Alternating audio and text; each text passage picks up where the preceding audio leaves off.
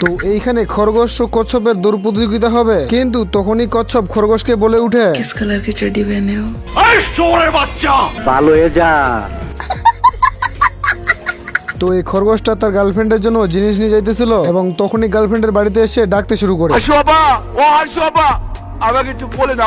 বলিস কি? তো এইখানে এই পাখিটি বিড়ালটাকে বলতেছিল, কি খবর তোমাদের? এখানে আজ গত যে একদিন ধরে তীব্র শীত, এমন শীত যে শীতের চোদনে আমরা বেড়াতে পারছি না।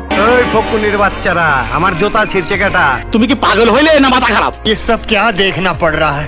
তুই বানাচ্ছিস আমাকে? তখনই এই দানবটা ঠান্ডার কারণে বড় পড়ে পড়ে যায় এবং তখনই বিড়াল হাসতে হাসতে বলতে শুরু করে, আরে বেচারা, আচ্ছা এর কোনো আত্মীয় স্বজন নাই?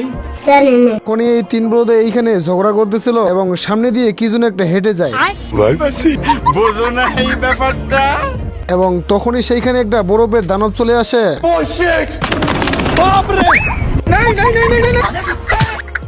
कैसा लगा मेरा मजाक?